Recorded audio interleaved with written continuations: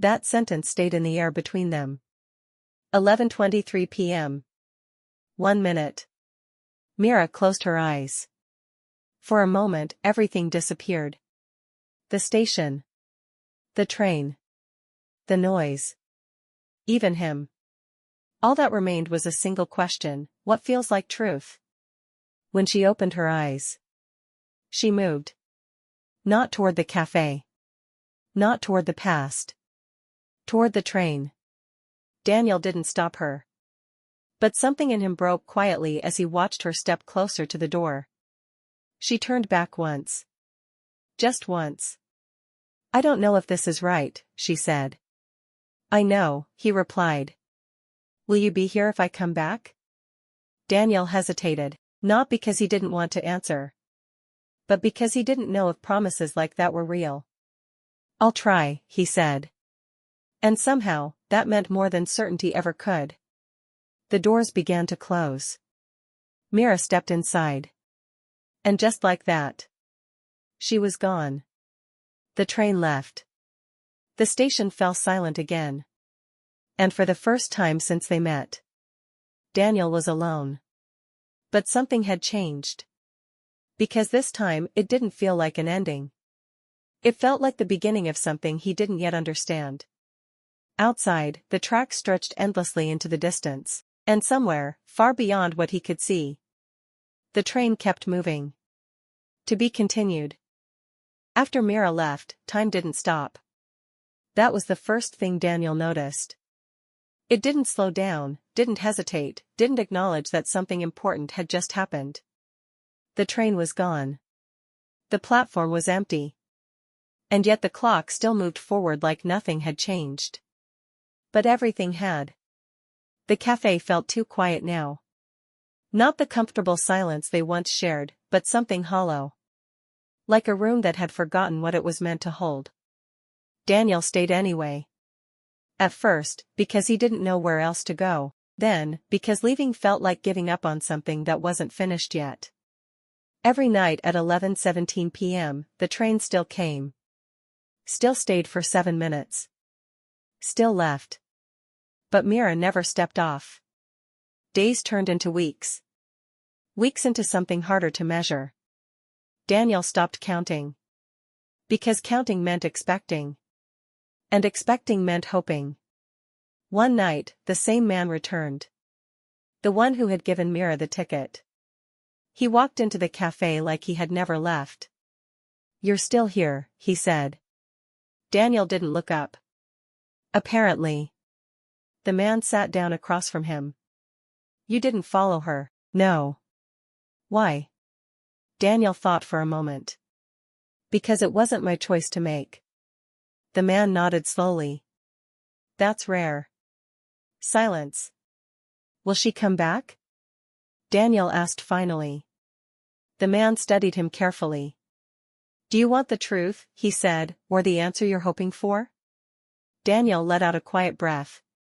"The truth." The man leaned back slightly. "She won't come back the same." That wasn't what Daniel expected. But somehow, it made sense. "What does that mean?" he asked. "It means," the man said, "that the train doesn't take people where they were going." "Then where does it take them?" The man smiled faintly. "Where they need to go to understand themselves." Daniel looked toward the platform. For the first time since she left, he felt something shift inside him. Not pain. Not regret. Something else. Something quieter. Understanding. That night, when the train arrived, he stepped onto the platform. Not because he expected her to return, but because he finally understood something he hadn't before. Love wasn't about waiting forever. It wasn't about holding on to someone no matter what. It was about growing. Even if that growth led you apart. The doors opened. Warm light spilled out. Daniel didn't move. "Not yet." 7 minutes, the conductor said, watching him. Daniel nodded. "I know." He looked at the train. Then at the empty space beside him. Then back at the light. And for the first time, He wasn't afraid of choosing. But before he could take a step, he heard something. Footsteps. Soft. Careful. Familiar. He turned. And there she was. Mira. Not exactly the same. But not someone else either. Just, clearer. Like a version of herself that had finally stopped running from something. They stood there, looking at each other. No shock. No dramatic reunion.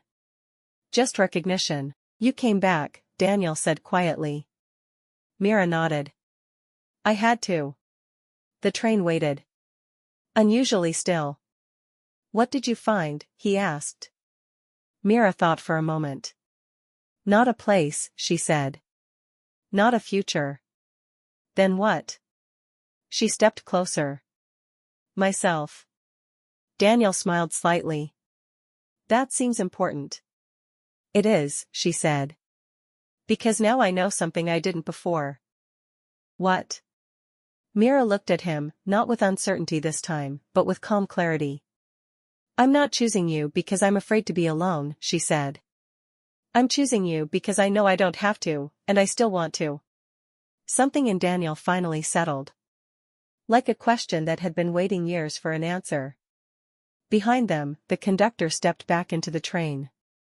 This stop, he said, is closing. The doors began to shut. Neither of them moved toward it. Instead, they moved toward each other. And this time, there was no hesitation. No missed moment. No silence left unsaid, just two people who had finally learned the difference between needing love and choosing it. The train left. For the last time. The station grew quiet again. But not empty. Because some journeys aren't about where you go. They're about who you become. Before you decide where to stay. And for the first time, neither of them was waiting for the train anymore. They were already where they needed to be. Sparkles the end.